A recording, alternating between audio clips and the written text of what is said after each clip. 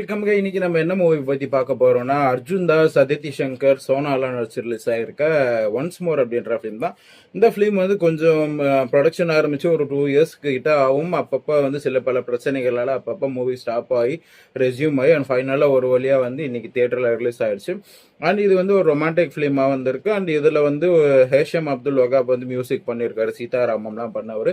So அவரோட மியூசிக்ல வந்து ஆல்ரெடி சாங்ஸ்லாம் வந்து ரொம்பவே நல்லா ஹிட் ஆயிருச்சு யங்ஸ்டர்ஸ் மத்தியில். அந்த படபட எந்தன் கண்ணம்மா அப்படின்ற ஒரு சாங் ஆகட்டும். அண்ட் அதுக்கப்புறம் இப்போ ரீசெண்டாக வந்து படத்தோட ஆடியோ ரிலீஸ் ஆச்சு. ஒரு 13 ட்ராக்ஸ் கிட்ட இருந்துச்சு. எல்லாமே ஓரளவு வந்து டீசெண்டான மெலடி சாங்ஸ் ஆச்சு. ஸோ வந்து இந்த படத்துக்கு ஒரு எக்ஸ்பெக்டேஷன் எல்லாரும் இதுலேயும் வரதுக்கு காரணமாக இருந்தது வந்து அந்த சாங்ஸ் தான். ஸோ வந்து இந்த படம் இன்னைக்கு தியேட்டருக்கு வந்திருக்கு. இது எப்படி இருந்துச்சுன்னு பார்க்கலாம். படத்தோட கதையை பற்றி சொல்லணும்னா வந்து அர்ஜுன் தாஸ் வந்து ஒரு லவ் ஃபெயிலியரால் பாதிக்கப்பட்டு ஒரு 8 வருஷமா வந்து ஒரு வெளி உலக வாழ்க்கையெல்லாம் விருப்பம் இல்லாமல் ஒரு மாதிரி ஒரு இறுக்கமான கேரக்டரா. யூஸ்வலாக இப்போல்லாம் ரீசெண்டாக எல்லா படங்களையுமே அவரோட கேரக்டர் பார்த்தீங்கன்னா ஒரு இறுக்கமான ஆளாகவே தான் இருக்காரு. அவருக்கு வந்து அந்த மாதிரி கேரக்டர் தான் செட் ஆகும்ட்டு இந்த மாதிரி போய் எடுக்கிறாங்களா, இல்லை வந்து இந்த மாதிரி இறுக்கமான ஃபேஸ் தான் நமக்கு செட் ஆகும், இவர் இந்த மாதிரி கதையை சூஸ் பண்ணுறாரான்றது தெரியல. ரீசெண்டாக வந்து எல்லா அர்ஜுன் தாஸோட படங்களையும் ஒரு மாதிரி ரொம்ப இறுக்கமாக இருக்காரு, எக்ஸப்ட் ஜிபியூ தவிர. ஜிபியூவில் வில்லனா கொஞ்சம் நல்லா வித்தியாசமாக பண்ணியிருந்தாரு. பட் ஹீரோவா பண்ண ஃபிலிம்ஸ்லாம் பார்த்தீங்கன்னா எல்லா படமும் அநீதின்னு ஒரு படம் வந்துச்சு, அதுவாகட்டும். இப்போ ரீசெண்டாக வந்து அந்த கான் சிட்டியில் கூட இப்படிதான் எதையோ ஒரு இழந்த அந்த மாதிரி கேரக்டராகவே சூஸ் பண்ணுறவரோ அப்படின்ற மாதிரி இருக்கு. ஒரு வித் லவ் மாதிரி, ஒரு லவ் டுடே மாதிரி ஒரு நல்ல ஃபன்னாக ஒரு ஜாலியான கேரக்டர் சூஸ் பண்ணால் நல்லா இருக்கும்ன்றது என்னோட பர்சனல் ஒப்பீனியன். ஏன்னா வந்து அவர் அந்த மாதிரியான ஒரு ஒரு கொஞ்சம் கேர்ள் ஃபேன்ஸ்லாம் அவரை ஃபாலோ பண்ணக்கூடிய இதில் இருக்காங்க. அந்த யங்ஸ்டர்ஸும் கொஞ்சம் ஓரளவு அவர் ரசிப்பாங்க. பட் ரொம்ப இறுக்கமாகவே நடித்து ஒரு ஒரு ஜோன்லேயே அவர் இருக்கிற மாதிரி எனக்கு தோணுது. ஸோ நம்ம அதை பற்றி அப்புறம் பேசலாம்.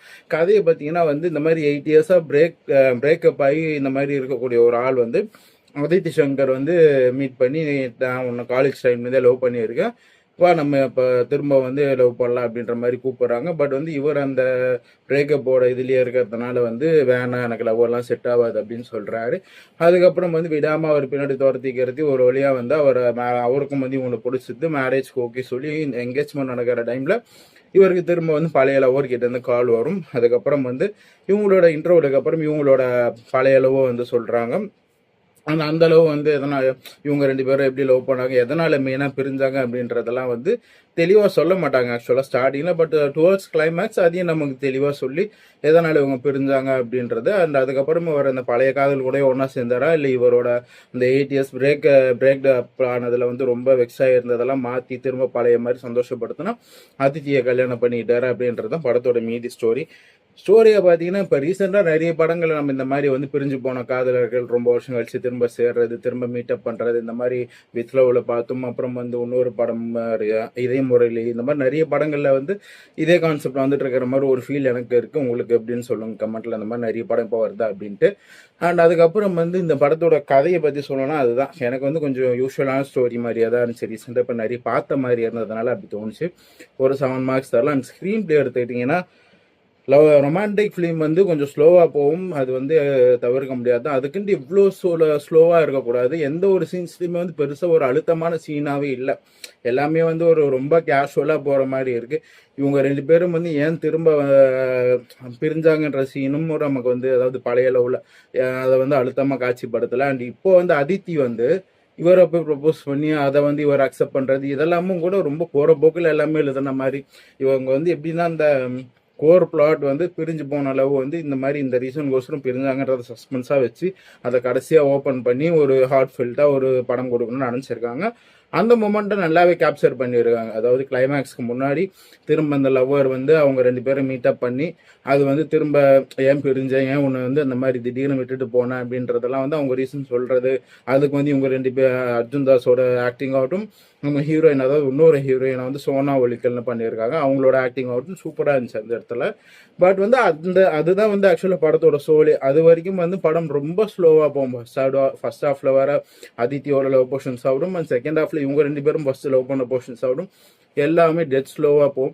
சில பேருக்கு வந்து அந்த மாதிரி ஸ்லோவாக போகிறது இது வந்து போயம் மாதிரி இருக்குது, கவிதை மாதிரி இருக்குது, கவிதைலாம் இப்படிதான் ஸ்லோவாக இருக்குன்ற மாதிரி சொல்லலாம். பட் ஒரு தியேட்டரில் ஒரு காசு கொடுத்து பார்க்குற ஆடியன்ஸாக வந்து என்டர்டெயினும் கொஞ்சம் பண்ணணும். என்னதான் ரொமான்டிக் படம் ஸ்லோவாக இருந்தாலும் அந்த சீன்ஸ்லாம் கொஞ்சம் வந்து அழுத்தமாக காமெடியாக ஒன்று ரெண்டு இடத்துல கொஞ்சம் வந்து அங்கங்கே ரொமான்டிக் படமாகவே இருந்தாலும் அவங்களுக்குள்ள நடக்கக்கூடிய சின்ன சின்ன காமெடிகள் அதெல்லாமும் வெளியே கொண்டுட்டு வந்திருக்கணும். அண்ட் எஸ்பெஷலி இந்த படத்தில் டிராவிட்லாம் வச்சிருக்காங்க. பட் டிராவிட் இருக்காரு, ஆனால் அவருக்கு ஒரு பெர்ஃபார்ம் பண்ண ஒரு சீன் கூட வைக்கலங்க. ரீசெண்டாக டியூட்லலாம் எவ்வளோ சூப்பராக பண்ணியிருந்தாருன்னு உங்களுக்கே தெரியும். அந்த மாதிரி வந்து ரைட்டிங் வந்து ரொம்பவுமே சுமாராக இருந்துச்சு. ஸ்க்ரீன் பிளேவாகட்டும், ரைட்டிங் ஆகட்டும். ரைட்டிங் வந்து எக்ஸப்ட் அந்த நான் சொன்ன பார்த்தீங்களா, அந்த ஏன் பிரிஞ்சு போகணும்னு சொல்கிற அந்த போர்ஷன்ஸும், அதுக்கப்புறம் அதித்தி கூட திரும்ப வந்து கிளைமேக்ஸில் பேசுகிற சில சீன்ஸ்லாம் நல்லா இருந்துச்சு. மற்றபடி வந்து ரொம்பவுமே ரைட்டிங் சுமாராக எழுதியிருக்காங்க. So screen play and writing வந்து நான் வந்து ஒரு 5 மார்க்ஸ் தான் தருவேன். அண்ட் வந்து இன்னொரு நல்ல விஷயம் இந்த படத்தில் என்னன்னு பார்த்தீங்கன்னா, நான் ஆல்ரெடி சொன்ன மாதிரி சாங்ஸ் தான். ஒரு 10-13 பாட்டுக்கிட்ட அங்கங்கே பிட்டாக வரும். நிறைய மாண்டேஜர் சாங்ஸ் தான், பட் எல்லாமே வந்து தியேட்டரில் கேட்க சூப்பராக இருந்துச்சு. ஸோ வந்து மியூசிக் வந்து பிஜிஎம் ஆகட்டும், சாங்ஸ் ஆகட்டும் எந்த குறையுமே இல்லை. ஹேஷம் அப்துல் வகாப்புக்கு வந்து கண்டிப்பாக 10 மார்க்ஸ் தந்தே ஆகணும். ஓவராலாக வந்து இந்த படமுக்கு வந்து ஒரு 60 மார்க்ஸ் தான் என்னால் தர முடியும். ஏன்னா வந்து அதான் நான் சொன்ன மாதிரி தான், விடிவி கூட வந்து இந்த மாதிரி கொஞ்சம் ஸ்லோவாக போகக்கூடிய ஒரு ரொமான்டிக் ஃபிலிம் தான். பட் அங்கங்கே விடிவி கணேஷோட ஒன் லைனர்ஸ், அப்புறம் வந்து சிம்பு அண்ட் ஜெய்சிக்குள்ள நடக்கிற அந்த சீன்ஸ் எல்லாமே கொஞ்சம் இன்ட்ரெஸ்டிங்காக போகும். அடுத்து என்ன நடக்கும்ன்ற ஒரு சின்ன எதிர்பார்ப்பு அதில் இருக்கும். இதில் வந்து சுத்தமாக எதுவுமே இல்லை. அடுத்து இதான் நடக்க போகுது, எப்படியோ வந்து இவ பழைய காதலி இப்போ வருவாப்பா இருப்பா, அவங்க பிரிஞ்சுட்டாங்களே இப்போ திரும்ப ஒன்றா சேரலாம் நினைப்பாங்க, இவன் வந்து என்ன முடிவெடுப்பான்னு அதுக்கு நமக்கு தெரியும். ஸோ வந்து பெருசாக சர்ப்ரைஸ் பண்ணுறதுக்கோ ஒரு என்கேஜிங்காக நம்மளை ஸ்க்ரீனில் கொண்டுட்டு போகிறதுக்கோ இந்த படத்தில் பெருசாக எதுவும் இல்லை. என்னை பொறுத்த வரைக்கும் 60 மார்க்ஸ் தான். ஒரு ரொம்பவுமே சுமாரான ஒரு ரொமான்டிக் ஃபிலிம் தான். எனக்கு தெரிஞ்சு வந்து இந்த கார்னர் சீட்டில் போய் படம் பார்க்கலாம்னு நினைக்கிறவங்களுக்கு இந்த படம் ஏற்ற படமாக இருக்கும். மற்றவங்களுக்கெல்லாம் வந்து கண்டிப்பாக ஒர்க் அவுட் ஆகிறது கஷ்டம் தான். உங்களை நெக்ஸ்ட் வீடியோவில் மீட் பண்ணுறேன். தேங்க்ஸ், பாய்.